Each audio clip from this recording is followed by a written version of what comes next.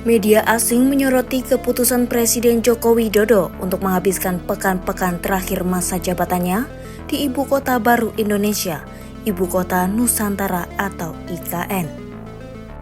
The Straits Times, media dari Singapura, dalam laporannya mengenai keputusan Jokowi itu menyinggung pembangunan IKN belum sepenuhnya selesai dan meragukan kelanjutan mega proyek tersebut.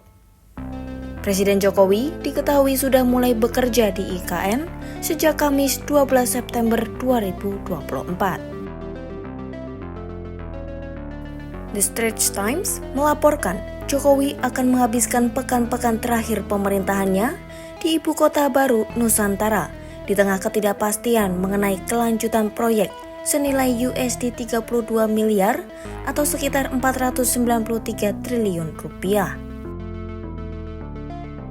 Media tersebut mencatat pembangunan infrastruktur besar-besaran di Kalimantan telah menghadapi berbagai kemunduran, termasuk penundaan konstruksi, masalah lahan, dan kekurangan infrastruktur.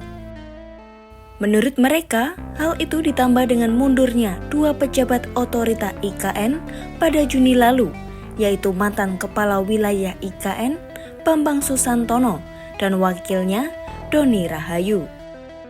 Mereka juga menyoroti ucapan Jokowi yang menyatakan butuh waktu puluhan tahun sebelum IKN rampung.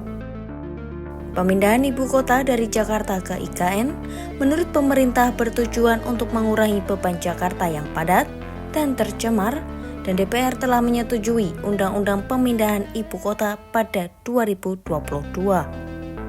Namun, menjelang pelantikan Presiden terpilih Prabowo Subianto dan putra Jokowi, Gibran Rakabuming Raka, sebagai wakil presiden pada 20 Oktober, The Straits Times mencatat keraguan mengenai masa depan IKN semakin meningkat.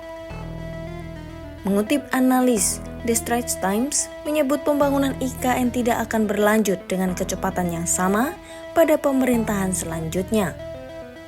Pemerintahan Prabowo, menurut media itu, akan memprioritaskan program makan siang gratis yang menjadi salah satu janji utamanya saat kampanye Pilpres.